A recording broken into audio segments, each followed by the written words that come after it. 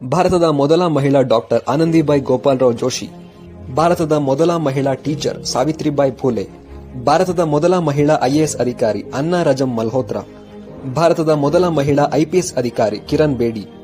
ಭಾರತದ ಮೊದಲ ಮಹಿಳಾ ಪ್ರೆಸಿಡೆಂಟ್ ಪ್ರತಿಭಾ ಪಾಟೀಲ್, ಭಾರತದ ಮೊದಲ ಮಹಿಳಾ ಪ್ರೈಮ್ ಮಿನಿಸ್ಟರ್ ಇಂದಿರಾ ಗಾಂಧಿ,